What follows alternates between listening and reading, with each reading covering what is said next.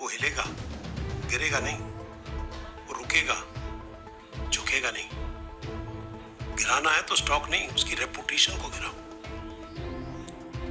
महेश्वरी, जब किसी का काम ना खराब कर सको ना, तो उसका नाम खराब करो। जितना नाम खराब होगा उतना भरोसा हिलेगा। भरोसा गया तो इन्वेस्टमेंट गया, इन्वेस्टमेंट गया तो समझो बुल की बुल्ली हमेशा के लिए कट। ये डायलॉग जो आपने सुना वो 2021 में आई एक web series scam 1992 Harshad Mehta story का है, पर ये कल जारी हुई हिंडनबर्ग रिसर्च की एक रिपोर्ट पर बिल्कुल सटीक बैठता है। हिंडनबर्ग रिसर्च एक बार फिर सुर्खियों में है।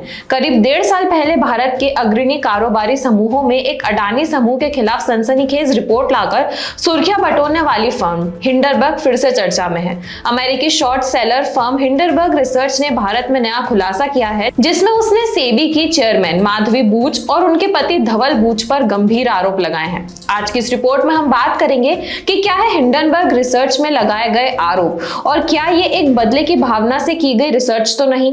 नमस्कार, मैं यशस्वी जोशी स्वागत करती हूँ आपका यूबी न्यूज में, जहां हम न सिर्फ खबरें लाते हैं बल्कि उसका बारीक सटीक विश्लेषण भी करते हैं। 10 अगस्त को अपने नए खुलासे में हिंडनबर्ग ने सेमी प्रमुख और उनके पति पर आरोप लगाया कि बरमूडा और मॉरिशस में उस फंड में इन दोनों ने निवेश किए जिसमें अडानी समूह के चेयरमैन गौतम अडानी, भाई विनोद अडानी ने पैसे लगा रखा है और उस फंड का इस्तेमाल अडानी समूह भारत ने अपने शेयर को मैनिपुलेट करने के लिए किया। हिंडनबर्ग ने यह आरोप भी लगाया था कि सेमी प्रमुख के पति रियल एस्टेट इन्वेस्टमेंट ट्रस्ट से जुड़ी ब्लैकस्टोन से सलाहकार का काम कर रहे हैं और माधवी बूच के कार्यकाल में कई REITs को सेबी की मंजूरी मिली। बुच दंपति ने जवाब में कहा कि हिंडनबर्ग जिस विदेशी फंड में निवेश का आरोप लगा रहा है वह वर्ष 2015 में किया गया था, जब वे दोनों सिंगापुर में रह रहे थे। ये निवेश सिटी बैंक, जेपी मॉर्गन जैसी कई कंपनियों में काम कर चुके इन्वेस्टमेंट ऑफिसर अनिल आहूजा के कहने पर किया गया था, जो धवल के बचपन के दोस्त हैं। उन्होंने कहा कि आहूजा ने उन्हें आश्वस्त किया था कि उनका निवेश अडानी समूह के किसी बॉन्ड या शेयर में नहीं किया गया था।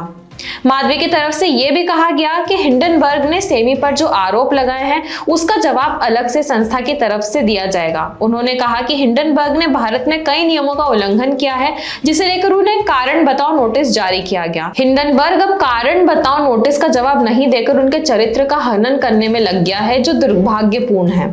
अडानी समूह ने भी बूच परिवार के साथ किसी व्यावसायिक रिश्ते होने से इनकार किया है।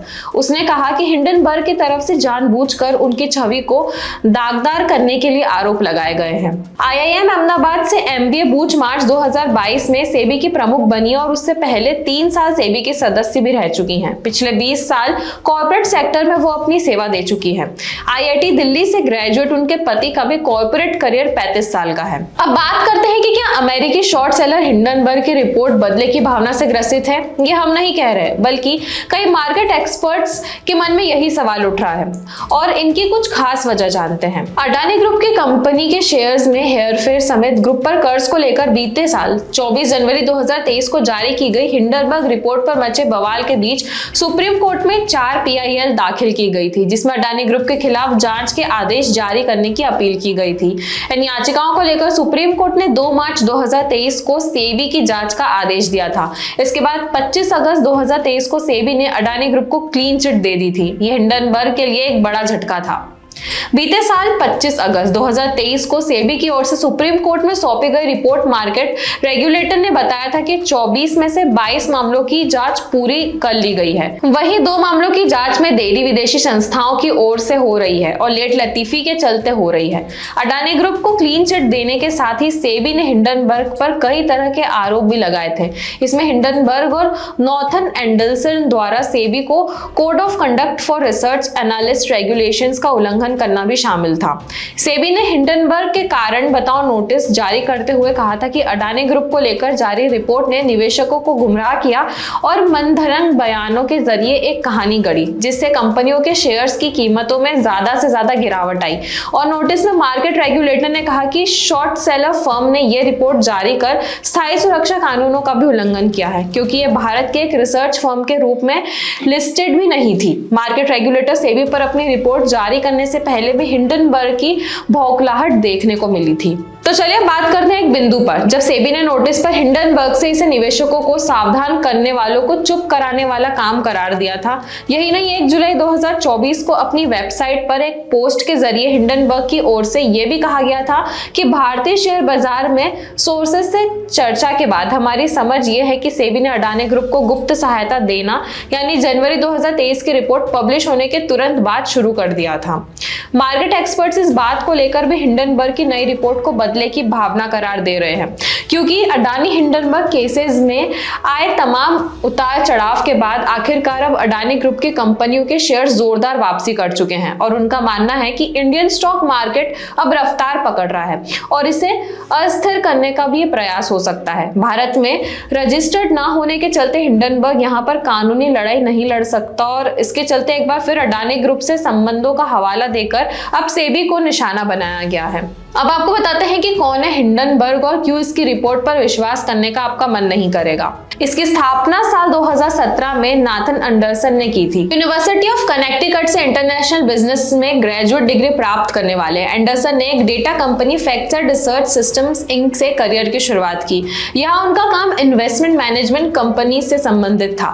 फिर उन्होंने साल 2017 में अपनी short selling firm Hindenburg research को शुरू किया था और आपको बता दें कि शेयर्स गिराकर अरबों कमाती है हिंडनबर्ग की प्रोफाइल के मुताबिक ये कंपनी एक एक्टिविस्ट शॉर्ट सेलर है। अगर हम साधारण भाषा में समझे तो शेयर बाजार में 2 तरह के निवेशक होते हैं, तेजड़िया यानी बुल और मंदड़िया यानी बियर। किसी शेयर को कम भाव पर खरीदकर उसे चढ़ाने पर बेचना आमतौर पर शेयर मार्केट में मुनाफा कमाने का हिट फॉर्मूला माना जाता है और कारोबार की दुनिया में इसे लॉन्ग पोजीशन कहते हैं।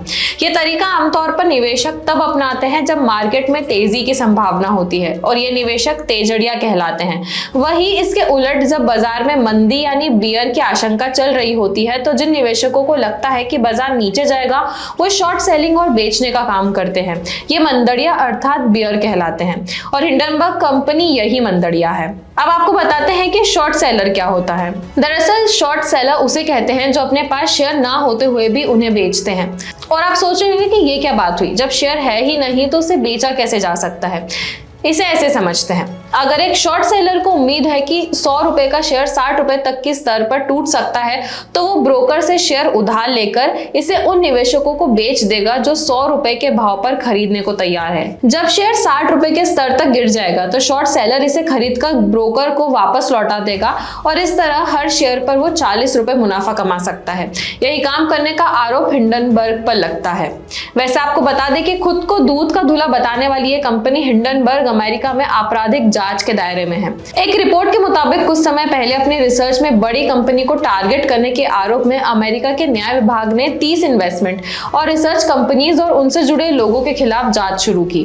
जिन कंपनियों के खिलाफ जांच शुरू हुई थी उनमें हिंडनबर्ग रिसर्च भी शामिल है। ये कंपनियां किसी को टारगेट करके उसके वित्तीय रिपोर्ट जारी करते हैं और उसके स्टॉक पर अपना शॉर्ट पोजीशन बनाते हैं और जब उस कंपनी का स्टॉक वैल्यू जितना गिरता है उतना ही इनको लाभ मिलता है। अब सवाल ये उठता है कि वो कौन लोग हैं जो भारत की अर्थव्यवस्था को पंचर करना चाहते हैं और क्यों तेजी से बढ़ रही है भारत की अर्थव्यवस्था उन्हें रास नहीं आ रही है। इस बात की गंभीर जांच होनी चाहिए। साथ ही निवेशक को भी ये जानना चाहिए कि एक बाहर की कंपनी पर विश्वास किया जाए या सामने दिख रही दौड़ रही अर्थव्यवस्था पर भरोसा करके पैसे लगाए जाए। तो यह थी हमारी आज की खास रिपोर्ट और आपको ये कैसी लगी अपने विचार हमसे जरूर साझा करें। वीडियो को लाइक और शेयर करें, साथ ही चैनल को सब्सक्राइब जरूर करें। यूबी न्यूज आपके लिए लाता रहेगा देश विदेश से जुड़ी ऐसी खबरें। तब तक के लिए धन्यवाद।